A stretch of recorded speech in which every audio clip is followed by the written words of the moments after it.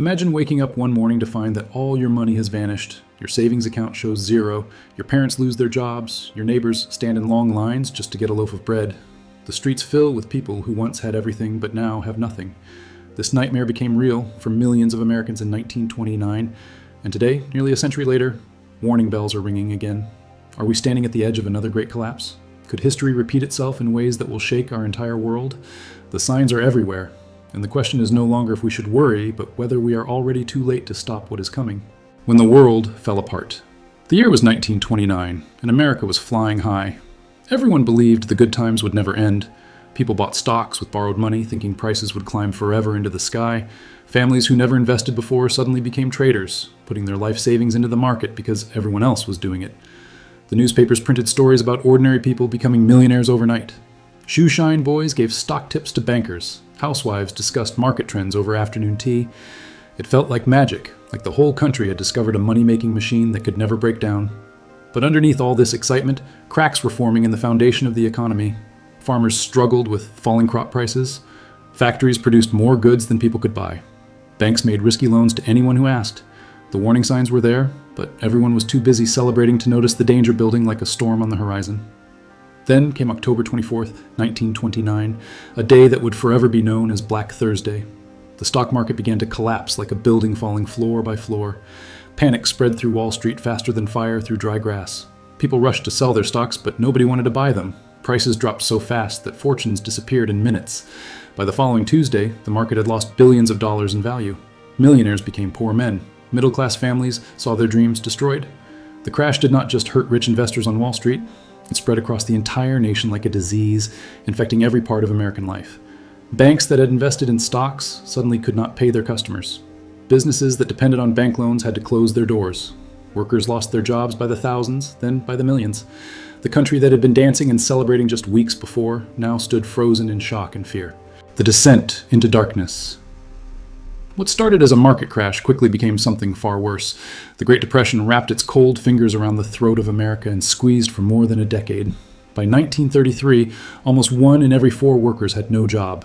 Families who once lived in comfortable homes found themselves on the streets. People built makeshift shelters from scrap wood and cardboard, creating towns they bitterly named Hoovervilles after President Hoover, who many blamed for not doing enough to help. Children went to bed hungry night after night. Parents made impossible choices between buying food or paying rent. The soup lines stretched for blocks, filled with people who had never imagined they would need charity to survive. Men who once wore suits to offices now wore rags and stood on corners selling apples for nickels. The human cost of the Depression went beyond numbers and statistics. It crushed spirits and broke families apart. The Depression taught Americans that the economy was not a simple machine that would fix itself. Banks failed by the thousands, taking people's life savings with them. Farmers watched their land dry up and blow away in great dust storms that turned day into night. Young people graduated from school with no hope of finding work. Elderly people who had saved their whole lives found those savings worthless. The government at first did little, believing the economy would recover on its own if left alone. But as months turned into years and conditions only got worse, it became clear that something had to change. President Franklin Roosevelt took office in 1933 and began a series of programs called the New Deal. He created jobs, building roads, bridges, and dams. He reformed the banking system and created safety nets to protect people from total disaster. Slowly, painfully, America began to climb out of the hole, but the scars from those terrible years would never fully heal. The warning signs we see today. Fast. Forward to our present moment, and the similarities to 1929 are impossible to ignore. The stock market has climbed to record heights year after year, just like it did before the crash. People invest money they do not have, buying stocks and cryptocurrencies on credit, hoping to get rich quick. Social media influencers give financial advice to millions of followers who trust them more than professional economists. Everyone seems convinced that markets can only go up, that this time is different, that the rules of economics no longer apply. But history has a cruel way of repeating itself when we forget its lessons. The signs of trouble are flashing red for those willing to look. Corporate debt has reached levels never seen before. Companies borrow billions of dollars not to grow their businesses, but to buy back their own stocks and pump up prices. The housing market in many cities has become a bubble, with prices rising so high that average families cannot afford to buy homes. Income inequality has grown to extremes that rival the 1920s. The wealthiest people have seen their fortunes multiply, while ordinary workers struggle to keep up with rising costs for food, housing, and healthcare. A tiny percentage of people control more wealth than the entire bottom half of the population combined. This concentration of wealth at the top creates an unstable economy that depends on the spending of a few instead of the many. When average people do not have enough money to buy goods and services, businesses suffer, and the whole system begins to shake. We see this happening now as credit card debt reaches all-time highs. People borrow just to pay for basic necessities. They take on student loans that will burden them for decades. They charge groceries and medical bills to plastic cards because their paychecks do not stretch far enough. This is not sustainable. It is a warning that our economic foundation is built on sand, not rock.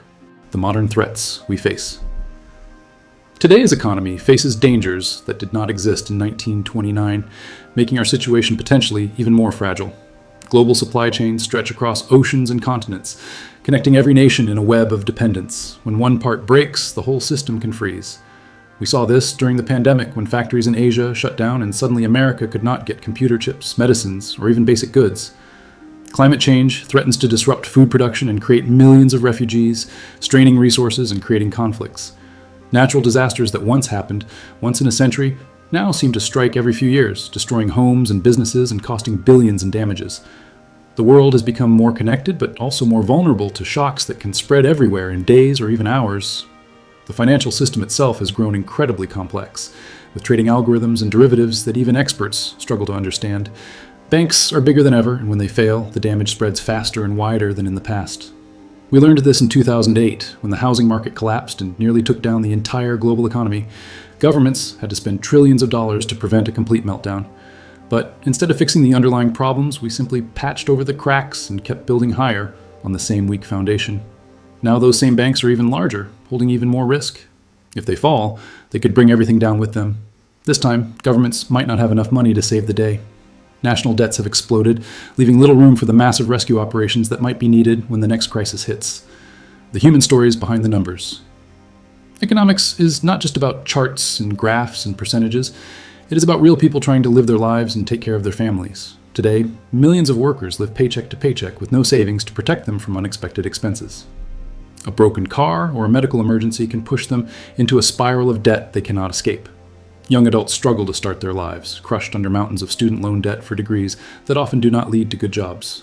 They delay marriage, postpone having children, and give up on dreams of owning homes. The promise that hard work leads to success feels like a lie to a generation that works harder than ever but falls further behind. Parents work multiple jobs just to keep their families fed and housed, sacrificing time with their children to make ends meet. The stress and anxiety of financial insecurity damages mental health, breaks up marriages, and steals the joy from life. Small business owners who create jobs and serve their communities face challenges that seem designed to crush them. They compete against giant corporations that can afford to lose money in local markets just to drive out competition. They struggle with rising rents, complicated regulations, and a system that favors the big over the small. When economic storms hit, these small businesses fail first and fastest, destroying the dreams of entrepreneurs and leaving communities poorer. The fabric of society depends on a strong middle class and thriving small businesses, but both are under attack from economic forces that concentrate power and wealth in fewer and fewer hands. This erosion of economic security for ordinary people creates the conditions for crisis. When most people have no cushion to absorb shocks, even small disruptions can cascade into disasters. Could it really happen again? The question that haunts economists and keeps financial experts awake at night is whether we could truly see another Great Depression in our lifetime. Most economists say that modern safeguards make another 1929-style collapse unlikely. We have deposit insurance that protects bank accounts. We have unemployment benefits and food assistance programs that did not exist back then.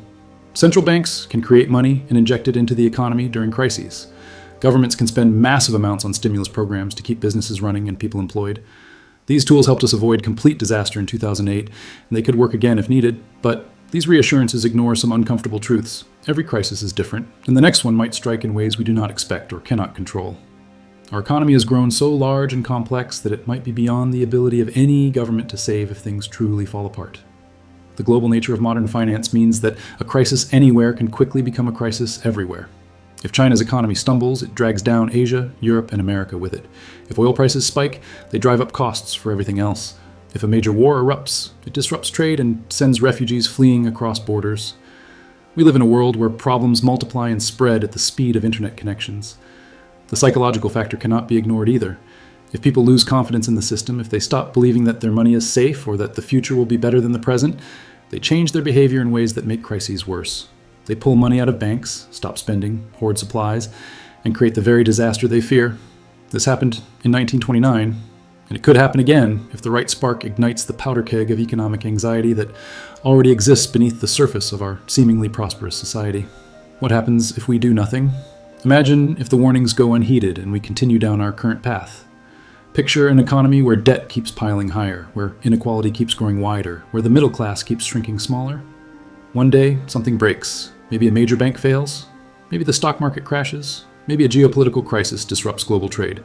Whatever the trigger, confidence evaporates overnight. Stock prices plummet as investors panic and rush for the exits. Credit freezes as banks stop trusting each other and stop lending. Businesses cannot get the loans they need to pay workers or buy supplies. Layoffs begin, slowly at first, then gathering speed like an avalanche.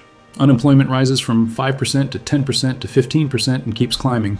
People cannot pay their mortgages or rent.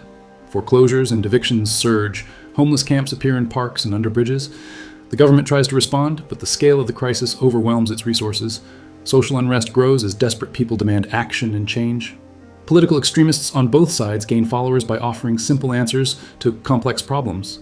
Democracy itself comes under strain as people lose faith in institutions that fail to protect them. The social safety net tears under the weight of millions needing help. Charitable organizations cannot keep up with the need. Food banks run empty. Hospitals overflow with people who delayed treatment because they could not afford care. The effects spread beyond America's borders as the global economy contracts.